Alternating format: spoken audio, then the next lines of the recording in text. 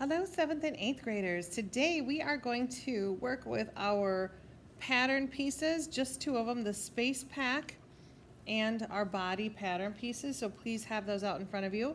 We're going to work with the same pattern pieces that we cut out of our fabric.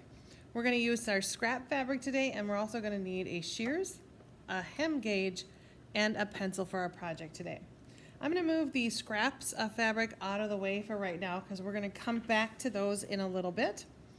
Right now I want us to take a look at our two pattern pieces.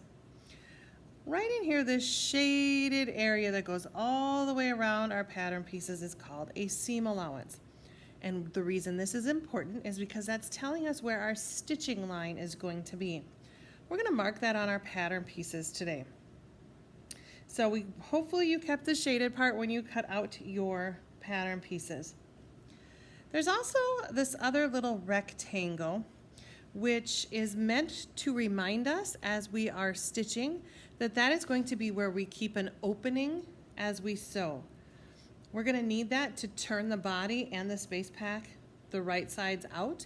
Then we're going to have to stuff it with polyester fill, and then we'll have to sew it up with an invisible stitch. All right, so knowing that I have these two pieces, I'm actually going to grab my hem gauge. This is really just a kind of a fancy sewing ruler, and you can see that it has this slider on it, and it moves up and down so that you can set it wherever you need to. So for our purposes right now, I'm going to take my hem gauge and I'm going to measure one of these spots for our seam allowance so that I know exactly what our seam allowance is going to be. So I'm going to move the slider so that my slider is at the very edge of the paper and that my hem gauge is at the very edge of that inner line. So here's what I found on my hem gauge. Try and get it closer there for you. Should be somewhere around 1/4 of an inch. So knowing that, I can go ahead and get rid of my two pattern pieces right now. I'm going to move those off on the side. And I'm going to grab one of the space packs pattern pieces, and I'm going to show you what we're going to do to mark our pattern pieces. So this slide here, just like on the paper pattern, I'm going to put the slide next to the very edge of the fabric, and then the ruler part of the hem gauge, the end of it, goes in about 1/4 of an inch. Now you are going to use your pencil to make marks. I'm going to use this black marker just so you guys can see it on the camera. I'm also going to try and hold the piece a little bit with my pinky as I do this. Notice how I'm holding my pen. I have it slanted in a little bit so that I can mark right at the very end of the hem gauge. If I don't do that, and it might try and move a little bit on you, if I try and just mark it like this, then I don't really have 1/4 of an inch. I have more than that. So I'm going to keep doing this all the way around, even on the corners. And if you need to move your fabric to do this, that's okay. You should have plenty of room at your tables. All right, so this is where my dash lines are. Okay, we're not going to draw a solid line. We can just do the quick little dash lines, and then you can do that all the way around your fabric piece. I'm going to do this really quick. You're going to measure yours so that you have a very accurate measurement as to where your running stitch is going to be. That's the stitch we're going to use when we sew our space pack and our body pieces together.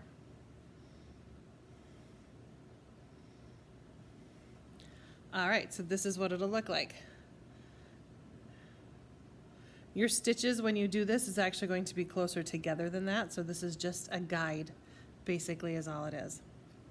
Then you'll notice on our pattern piece, some of you have maybe already marked this already, but there is a box shape of a rectangle right here. And that is just showing us our opening for when we have to do the stuffing of this. So I'm going to go ahead and kind of line this up and make some marks on my fabric. Just to remind me that when I do my stitching line, I'll start at one end of those marks and I'll go all the way around and I'll come to this other end and that's where I will stop. You'll do this on both space packs and both body pieces all the way around. You will also need to mark on your body piece where that opening was. You can make it a box, or you can just do this couple little tick marks. All right, so that's the first part of our project for today. So now would be a good time to hit pause, and then I'm going to show you the second part of our project. All right, for the second part of our project, I want you to use your scrap fabric, and we are going to make some rectangles and a square for us to use for our stitching. The first thing we need to do is get rid of any of these jagged edges. So all I'm going to do is cut just a straight line with my shears all the way across. Please do not use paper scissors for this. Your teachers have shears for you. I don't really need this at this point, so I'm just going to toss that off on the side. The next part of this is to measure out 3 rectangles and 1 square. Now, we want to measure so that we have a 6-inch by 3-inch rectangle. So here I have 6 inches across this way, and if I keep measuring, I should have about 9 inches going across. So what that tells me, if I'm trying to get 3 of them that are 3 inches wide, I can go 1, 2, 3. So I want to measure my fabric so that it's 6 inches long like this. And I'm going to do this by making some marks in my fabric. So I'm using my hem gauge, lining up the end with the very edge of the raw fabric, and I'm going to make a tick mark. When I say tick mark, it's just like a little dash line. I'm going to do that 3 times, lining it up, making another little tick mark right here, and then one more time at the top of my fabric. The reason I'm doing 3 is so I can actually line them up. My hem gauge is not long enough for me to go all the way across. If your teacher has some rulers, they could use those. Otherwise, I'm just going to use part of this, because these do not have to be exact. These are really just scraps for us when we practice our stitching. So if I can line up the tick mark here and the tick mark down here, then I can draw a straight line all the way across. All right, so now I have my 6 inches. I'm going to go ahead and cut on that line, knowing that I'm still going to need to make 3 more pieces, 3 more measurements. If you're not exactly on the line, that's okay. It doesn't have to be. All right, so now I'm going to mark this at 3 inches. And so I can go ahead and set my hem gauge to 3 if I prefer. And I'm going to make a mark at the end of this one. Boop. And a mark at the, it doesn't even have to be all the way to the end, but just 2 mark lines so that I can draw my straight line going all the way across.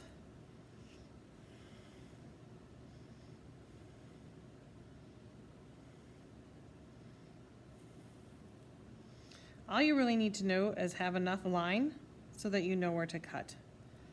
Okay, I'm going to turn my fabric around so I can also do another 3 inches.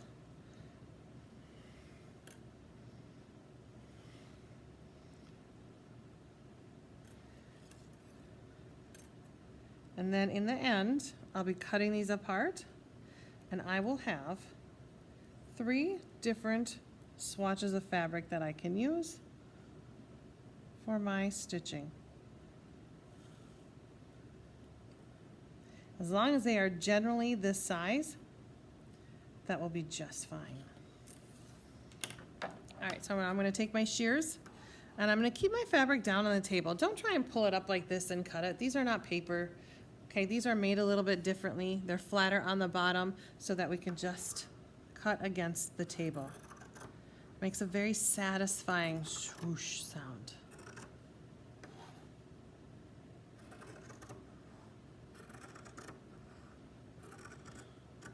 All right, so now I have my 3 pieces of fabric. I still need to make one more. I'm going to make a 3-inch square out of what I have left over here.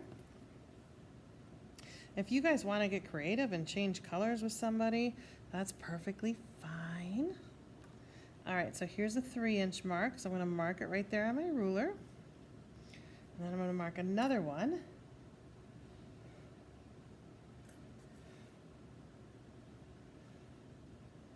And draw my straight line.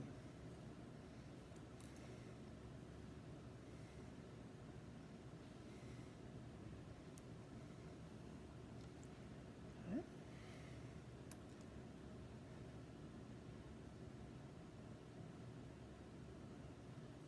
And again, if the measurements are not exact, that's okay. And I will cut that out. And then you're going to need another color of fabric. You can use a blue scrap that you have, or if you want to trade colors with somebody. So I have green, maybe I want to trade with one of my table partners, and they have some pink, and I'm going to use that color. And we're going to have to sew this onto our square. So for me, I am just going to take a little tiny scrap, kind of like the white glint, and I'm just going to make it circular.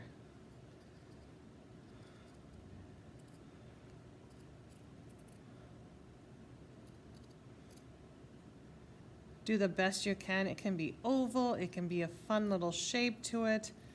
It doesn't matter.